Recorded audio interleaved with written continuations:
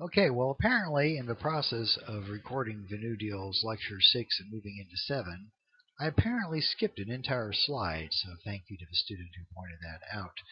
I know I recorded it, I remember distinctly talking about it, but I've had some issues, getting used to this technology, and there were one or two slides, PowerPoints that went haywire, had to be stopped and redone. So apparently, I'm guessing as I redid one, I dropped an entire slide.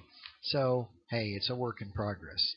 Uh, Good news is, next semester, I'll have a much better idea how this stuff all works. So, we're going to go back to the slide about the second New Deal, which is E for Echo on your outline. So, this will be a short one, hopefully, as we walk through this stuff. This is also in the textbook. A lot of this is in the textbook. Uh, on page 648. Okay, let's see if we can get through it though. All right, so next slide. So, talked about the New Deal, all these new programs roll out. Okay, the TVA and the CCC and all these things, and some of them work better than others. Some, like the NIRA, were later declared unconstitutional. So, the New Deal is a lot of experimentation. They try a lot of things. Some of them work, some of them don't. Things that don't work, you let die. Things that do work, you maybe try to do more of it. Okay. But remember, I was talking about the critics of the New Deal, people like Francis Townsend and Huey Long, who said that there still wasn't enough being done for the poor people who were suffering in the country, being unemployed.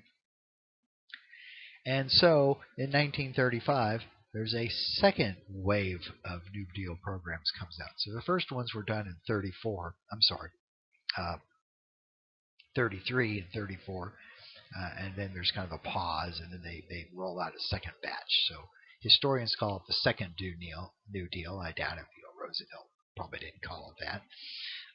So let's work through these things here. We have 6 examples on the slide.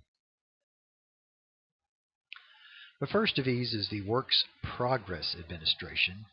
Now, if you were to look this up on the internet, they later changed its name to the Works Projects Administration, still WPA. The WPA did a lot of medium scale, where it's a work program. They did a lot of small scale stuff, whereas like the PWA was doing big dams and bridges and infrastructure.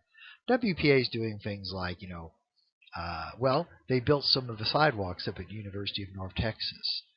Now, normally building sidewalks at a state university wouldn't be a concern of the federal government.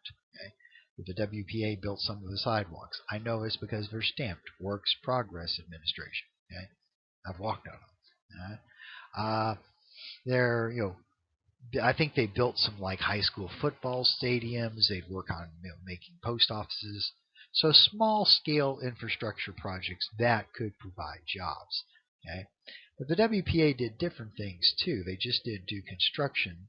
They had arts programs. Okay, hey, it's a depression. People really can't afford entertainment, but they're kind of depressed. How about we put on a free concert in the park? Musicians need money, so the WPA might put on a concert, hire some musicians to come in and do a free show. Or they did plays. They would have hire actors to put on a play. So WPA did some art stuff. They did some murals like in post offices. Uh, if you go up to Denton to the Texas Women's University, TWU, which is across the Denton from us at UNT, there's actually a chapel. I've never seen it. It's called the Little Chapel in the Woods. Apparently, it was a WPA project. So once again, this is a way to put people to work doing things, some of which are still around, like the sidewalks. Okay. Uh, Another example is the NYA, the National Youth Administration. Okay. Oh, okay. Here's a slide. Workers attending a class in auto mechanics organized by the National Youth Administration. Now, is auto mechanic a good job to have or a good skill to have? Yes, because it might help you get a job. So the NYA did a lot of vocational training, things you could help you find a job. Okay? I've also heard, according to my notes, they would try to keep college students in school by paying them. Maybe you're in college, you're thinking of dropping out because you can't afford the tuition and dad needs help paying for the family. Uh, well, if you drop out of school, now you're going to be looking for a job, so you're never a person chasing a job that's not there. So maybe hire people to be work at the university as lab assistants or librarians or whatever. I've heard that they've done that kind of thing, but they're kind of famous for, like I said, technical training. Okay? Now, this is not one of the biggest, most important New Deal agencies, but I think it made the cut because it gives us a chance to introduce this guy, Lyndon Baines Johnson, LBJ. He's the guy on the right shaking Franklin Roosevelt's hand. Okay. Lyndon Baines Johnson was an official with the NYA in Texas. Okay, so I think he got included because it gives us a chance to mention Texas, which we always like to do. But we will meet LBJ later in the course. So as a young politician, he's cutting his teeth in the New Deal. And so think about that when we get farther down the semester. Okay. There's also the Social Security Act in 1935. This establishes the old age pension. I think I have a slide of it here. Yes. Okay. You hit 65, you get some money. All right. This is designed to kind of counter Francis Townsend's ideas. Okay. Social Security is still with us today. It's got some problems financially. See, the first generation never paid anything into it. So the way Social Security has always worked is the current generation of workers is financing the current generation of retirees. When they came up with this thing, most people didn't live, I mean, there's always been people who live to be 80 or 90, but there's a lot more of them now. Okay? And we've been having less babies, so there's less workers. So there's a lot less workers supporting the current retirees than there were back when this thing started. So we're going to have to do something about this, but everyone's afraid to touch it. That's a current policy thing. We won't worry about that because I'm going to try to fit this into 12 minutes. We get the National Labor Relations Act. This is also called the Wagner Act, Wagner.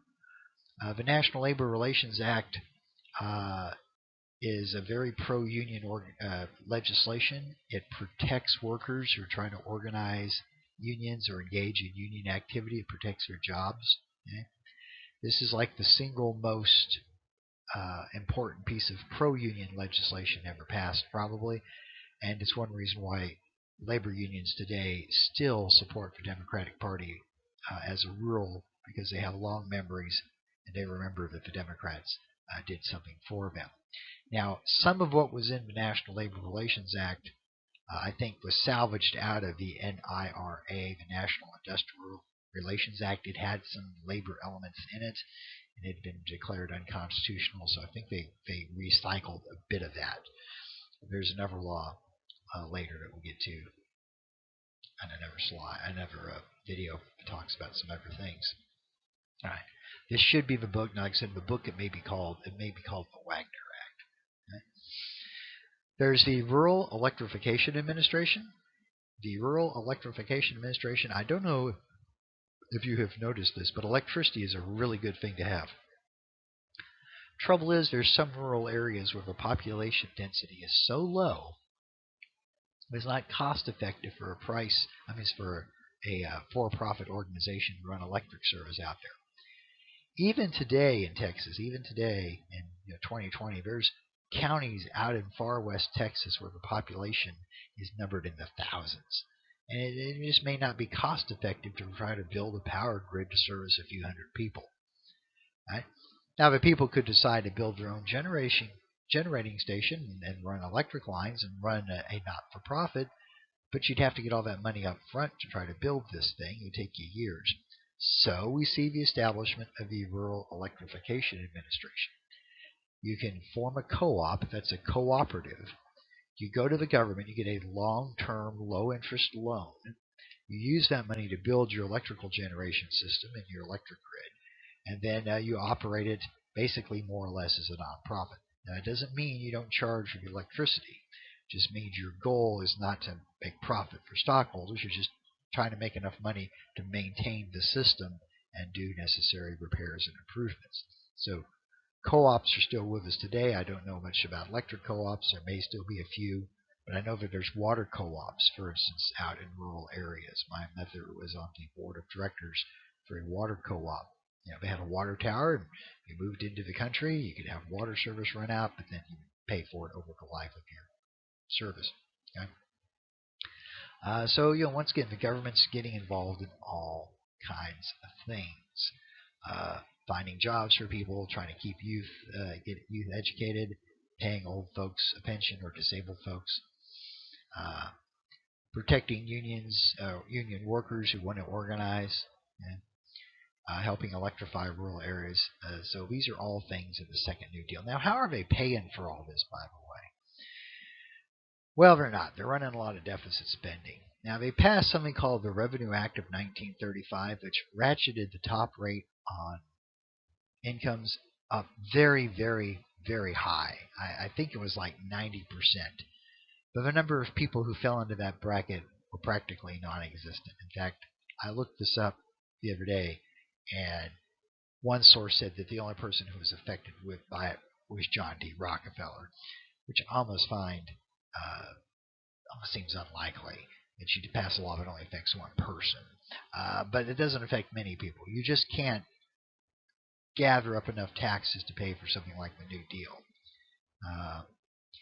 So this article I was reading, or maybe it was in the textbook, basically said this was partially for political show. They could go out and tell the people who weren't rich that, hey, we're taxing the rich to help pay for things. Maybe they don't listen to the details. All right, I know I blew for that rather quick because this is a patch I'm putting back into the playlist to fill in the hole where I accidentally jumped. The next thing you need to know is the election of 1936, which is in the next video. Okay, like I said, you can also catch a lot of this in the book. There actually is a section called The Second New Deal. Okay, pretty easy to find that. Alright, so I'll slide this in. It should go, I think it was just before Lecture 7, if I recall. I put a title slide on here. It says, like I said, I appreciate the student who noticed the error and pointed it out. And I'm sorry that I kind of blew through this fast, but I wanted to get it up ASAP because people might be studying. And I need to get back to recording the lectures. I'm working on the lectures that come after the midterm. I'm trying to get ahead. Alright, so have a good day. And remember to read your textbooks and study